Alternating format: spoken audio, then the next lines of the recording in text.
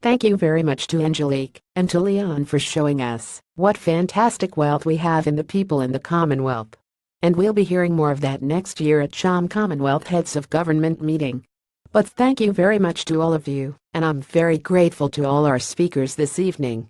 But can I first of all say that I know that our thoughts are with those affected by the recent hurricanes in the Caribbean, including our colleagues from Dominica and Antigua and Barbuda, who for this reason have not been able to join us in New York this week. And we also keep in our thoughts all those affected by the devastating flooding in South Asia and in Sierra Leone. But this has been a wonderful opportunity this evening to gather our Commonwealth family together and reflect on some of the challenges and opportunities that lie ahead. And as we look forward to that Heads of Government meeting, which will be taking place in London and Windsor next year, we have an ambitious phase of work ahead of us. Because, as you have heard from the other speakers, together we have the chance to build a reformed and revitalized Commonwealth. That will not be the work of a single summit. It can only be built over time and by sustained effort, close partnership and positive collaboration. The Commonwealth is indeed an organization with deep roots and profound strengths. Over 7 decades, it's helped newly independent countries develop their national institutions, make economic progress and share common experiences. Today it champions the interests of small island states, helps nations to deepen and strengthen their democracies, and enables us to work together in partnership through a common language, shared history and closely related legal systems. But we know that to remain relevant to the aspiration of its citizens in a changing world, the Commonwealth needs to change too.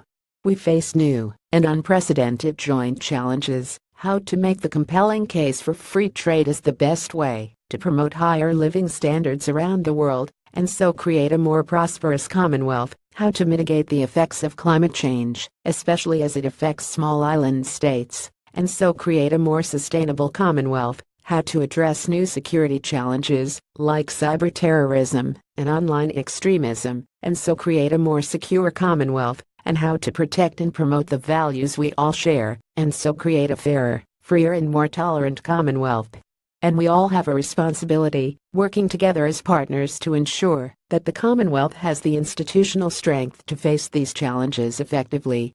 Now here this week at UNGA, we've heard UN General Secretary Guterres set out the wholesale institutional reform of the United Nations, which he is leading to maintain its relevance and effectiveness for the future. Commonwealth Secretary General, you are also leading a vital reform program, and you deserve our support in delivering it.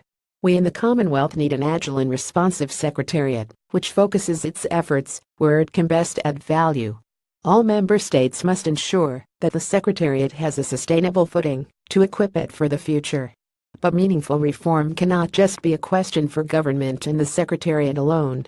What makes the Commonwealth unique is not having member states and a secretariat. Human networks, people links are what define the Commonwealth. We need to recognize and nurture them. And they can reach far beyond the limits of the institution. As Angelique and Leon have reminded us, for the Commonwealth to have a future as vibrant as its proud past, it must remain relevant to its youngest citizens, speak to the challenges they face, and answer their ambitions for a better life. And that is why we will put young people at the heart of our Commonwealth Heads of Government meeting in London and Windsor next year. The message of that summit towards a common future encapsulates our ambitions for the event. So I hope that we can come together as a Commonwealth family and seize the opportunity to drive forward the necessary reforms. The prize, if we succeed in this collaborative effort, will be a rejuvenated Commonwealth, better able to answer the aspirations of its citizens, especially its young citizens. Malta started this important process in Valletta. The UK is determined to help carry forward that agenda for the long term. Thank you.